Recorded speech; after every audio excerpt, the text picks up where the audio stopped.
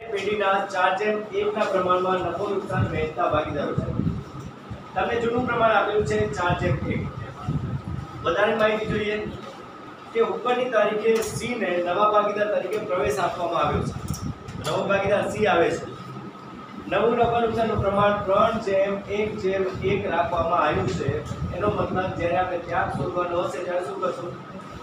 જૂનો ભાગ માઈનસ નવો ભાગ કરીશું. સૌથી પહેલો વાલો કે સી તેના નફાના 1/5 ભાગે પેટે 20,000 રોકડા મૂડી તરીકે અને 5,000 પાઘડી તરીકે લાવશે. પાઘડીની રકમમાંથી અડધી રકમ જૂના ભાગીદારો તરત જ ઉપાડી જશે. આગળ જે દાખલો હતો એની અંદર જેમ ઉપાડી જાય છે આની અંદર પણ એમ ઉપાડી જશે. બીજું, જમીન મકાનની જે કિંમત છે 10% વધારો કરવાનો છે, જ્યારે ફર્નિચર અને સ્ટોકની કિંમતમાં 5% ઘટાડો કરવાનો છે. રોકાણોની બજાર કિંમત 35,000 છે જે ચોપડે લાવવાની છે. દેવાદારો ઉપર 10% લેખે ગાઘાત અનામતની જોગવાઈ કરવાની છે. અકસ્માત વળતર આપીનો દાવો આપેલો છે. બેંક ચાર્જીસ 450 ચૂકવેલ જેની નોંધ કરવાની બાકી છે. આટલી બાબતો તમે આપેલી છે. હવે આપણે શું કરવાનું છે? નોંધ કરવાની છે. તો શરૂઆત આપણે ક્યાંથી કરીએ છીએ? બાકીઓથી. ચાલો સૌથી પહેલા બાકીઓ લખી નાખો. સૌથી પહેલા મૂડી ખાતાની બાકીઓ લખો.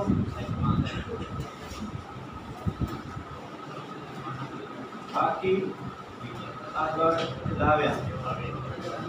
એની મૂડી કેટલી છે? 75,000. તો એના ખાતામાં 75,000, બી ના ખાતામાં 25,000. જ્યારે સી લાવતો પછી રોકડ બેંક ખાતાની બાકી આપેલી છે. રોકડ બેંક ખાતાની બાકી 3,000 રૂપિયા.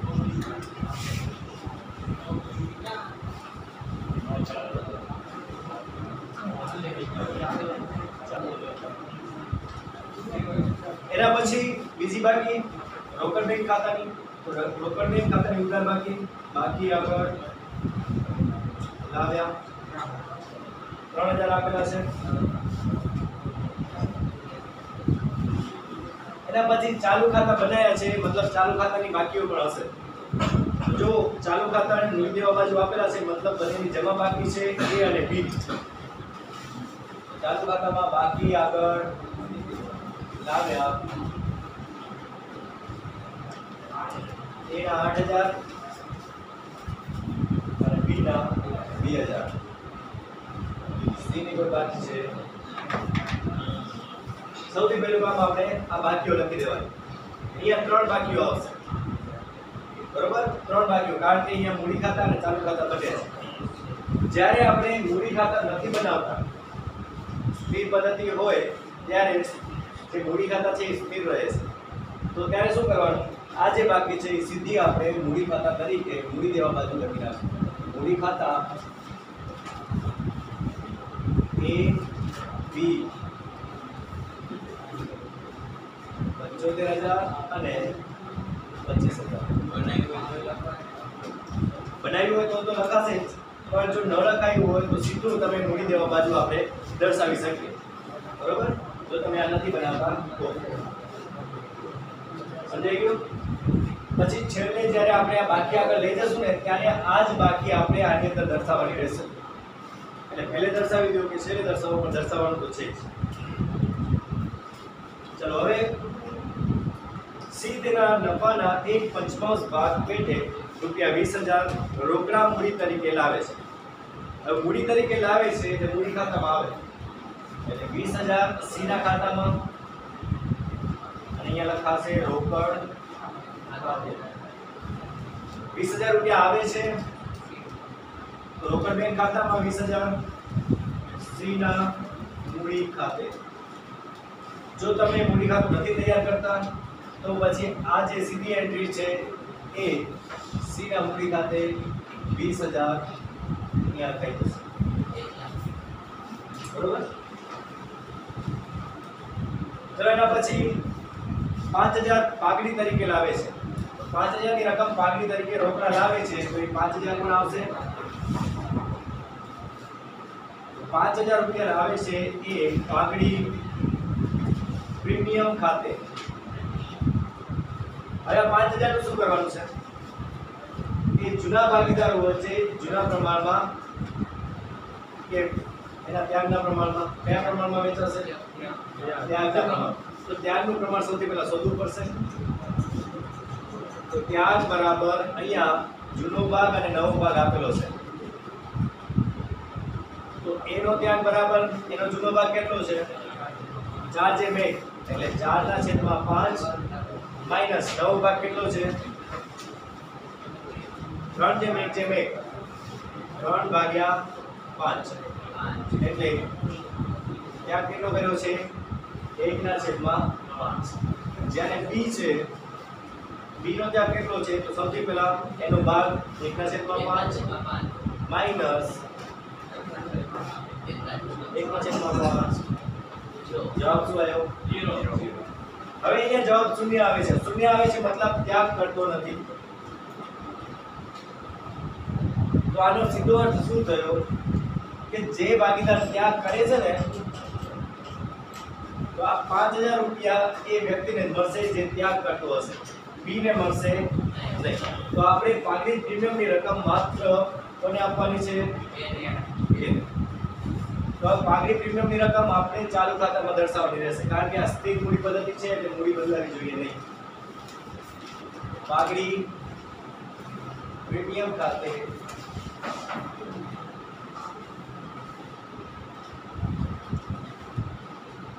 જે ત્યાગ કરે છે એના ખાતામાં દર્શાવી દો. બરોબર? પાગડીની રકમમાંથી અડધી રકમ જૂના ભાગીદારો તરત જ ઉપાડી જાય છે. તરત જ ઉપાડી જાય છે મતલબ એ જે ભાગીદાર છે 5000 મળ્યા છે એમાંથી અડધી રકમ તરત જ ઉપાડી જાય છે. પછી રોકડ ખાતે 2500 રૂપિયાની નોંધ આપણે કરી દેવાની. રોકડ જાય છે તો જમા બાજુ પણ આપણે નોંધ કરવી પડે. એના મૂડી ખાતે 2500 રૂપિયા.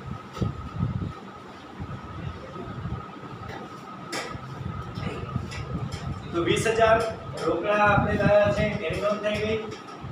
5000 ની પાઘડી લાવે છે એની નોંધ આપણે કરી દીધી. પછી એ તરત લઈ જાય છે એની પણ આપણે નોંધ કરી દીધી. ચલો બીજો હવાલો. જમીન મકાનની કિંમતમાં 10% વધારો કરવાનો છે. જમીન મકાનની કિંમત કેટલી છે? 35000. તો એમાં 10% નો વધારો કરવાનો છે. વધારો કરવાનો છે એટલે ઉનામલાના ખાતામાં જમા. જમીન મકાન ખાતે 3500 રૂપિયા. એના પછી એ 3500 નું શું કરવાનું છે? 35000 માં એડ કરી દો. જમીન મકાન કેટલા થશે? 38500. બરોબર? તો એ 3500 રૂપિયા આપણે એડ કરી દીધા. પછી ફર્નિચર અને સ્ટોકની કિંમતમાં 5% ઘટાડો કરવાનો છે. તો સ્ટોકની કિંમત અને ફર્નિચરની કિંમત બંનેમાં ઘટાડો કરો. ફર્નિચર 30000 છે, 5% ઘટાડો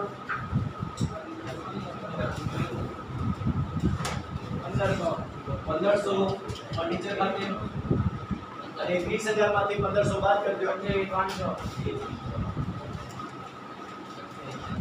ફર્નિચર કેટલો? 28500. એવી જ રીતે સ્ટોકની કિંમતમાં 5% ઘટાડો. સ્ટોક 15000 ના છે તો 15000 ના છે તો સ્ટોકમાં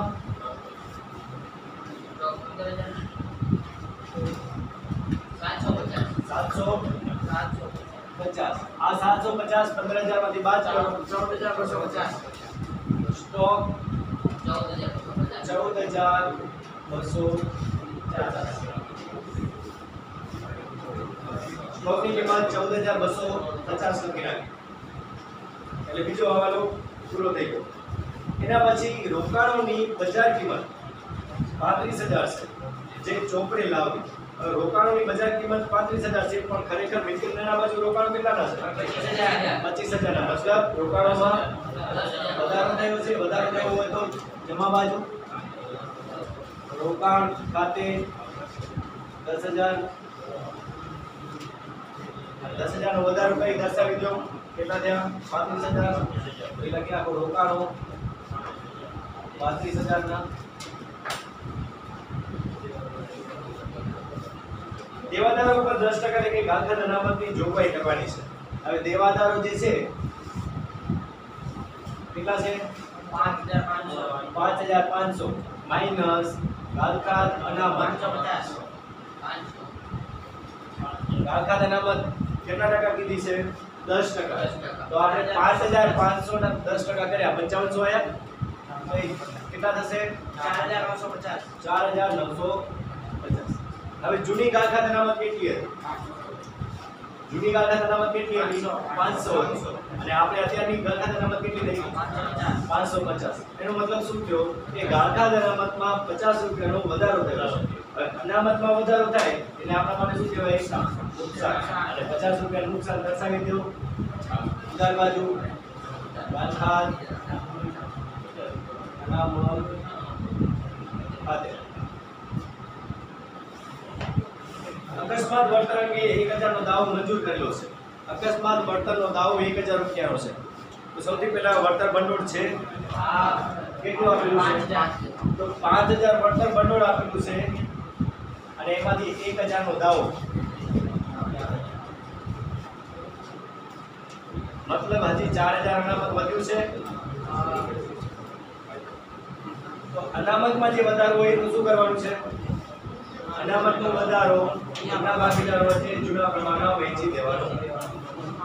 તો અનામતનો વધારો છે કારીગર અકસ્માત વળતર ભંડોળ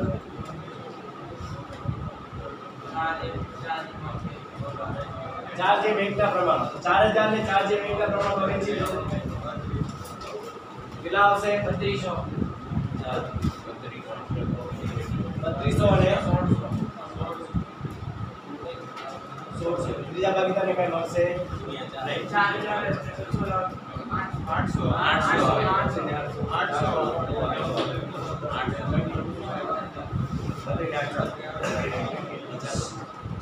હવે 1000 રૂપિયાનો જે દાવો છે એ દાવાનું શું કરશું તો દાવો આપણે જવાબદારી કહેવાય.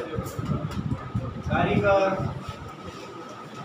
અકસ્માત વળતર દાવો 1000 રૂપિયાની આપણે નોંધ કરી દેવાય છે. બેંક ચાર્જીસ ચૂકવેલ જેની નોંધ કરવાની બાકી છે તો બેંક ચાર્જીસ 450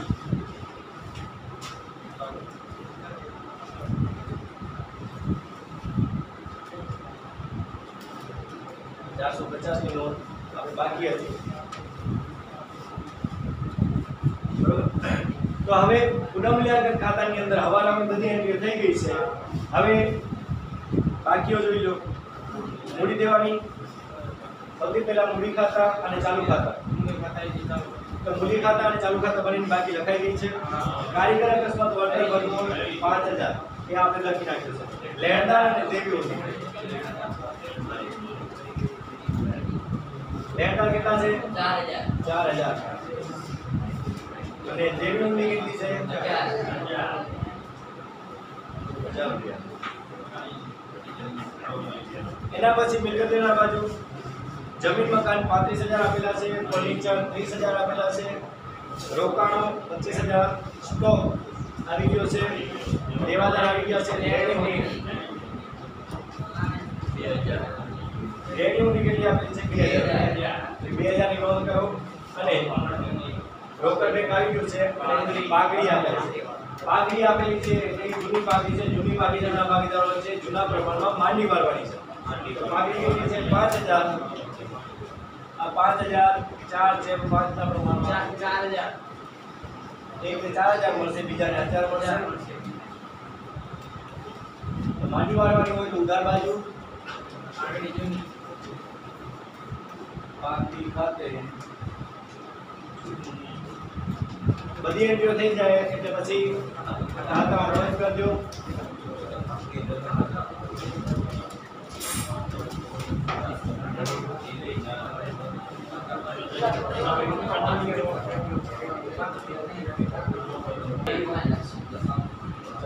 હવે જમા બાજુનો સરવાળો વધારે તે 500 આવે છે. બરોબર. તો બીજી બાજુમાંથી આપણે બાદ કર્યો રકમ આવી 10750. તો એ 10750 નફો મળ્યો છે જે એમના ચાલુ ખાતે આપણે વેચી દઈશું. જૂના પ્રમાણમાં મૂડી ખાતે બરોબર. મૂડી ખાતે નહીં આવે. મૂડી ખાતું નહીં આવે એનું કારણ છે કે મૂડી ખાતા છે ને સ્થિર પદ્ધતિના છે, એટલે મૂડી ચેન્જ કરવી જોઈએ. એટલા માટે આની જે નફાની રકમ છે એ આપણે ચાલુ ખાતે રાખવાની છે. કયા પ્રમાણમાં? તો એમના જૂના પ્રમાણમાં 4:1. 8600 ને 1250. કેટલો આવે? 8600. 8,600. હવે આ રકમ આપણે શું કરવાની છે? ચાલુ ખાતામાં દર્શાવી દેવાની છે. નફો છે 8,600 અને 2150. એ લખવાનું પુનઃ મૂલ્યાંકન.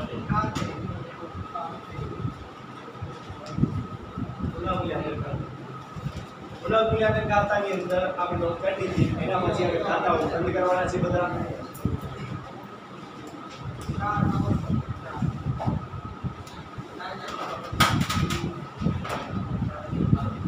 ચાલો ખાતા બંધ કરો. ખાતા બંધ કરવામાં કઈ બાજુનો સરવાળો વધારે છે? જમા બાજુનો. સીધા તો કોઈ છે જ નહીં, બરોબર, એટલે આપણે એની જરૂર નથી. 4,950. 3950. 3 કે 4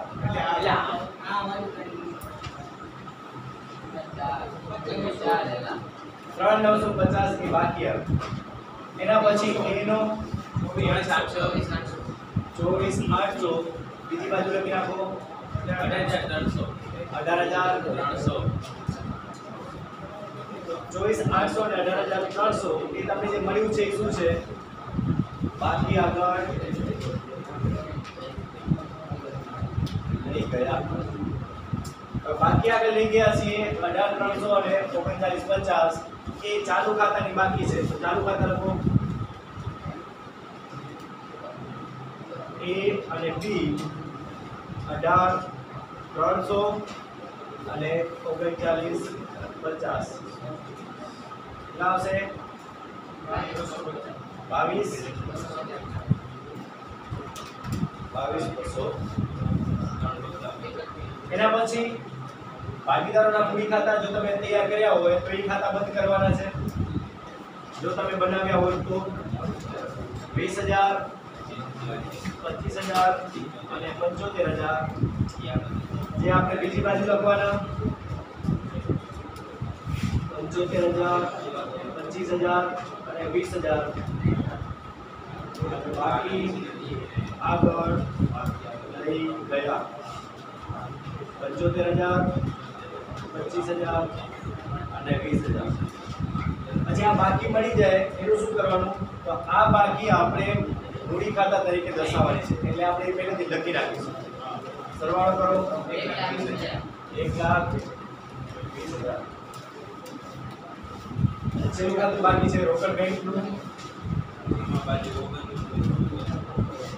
ચલો એની ઉધાર બાકી વધારે હશે.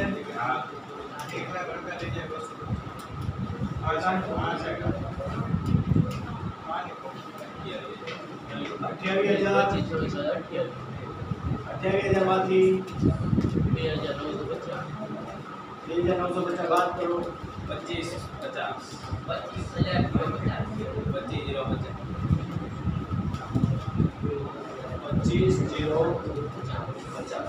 25,050 આપણે આગળ લઈ જવાના છે. આગળ લઈ જવાના છે મતલબ કે આપણે પાકા સરવૈયામાં દર્શાવવાના છે. બેંક 25,050.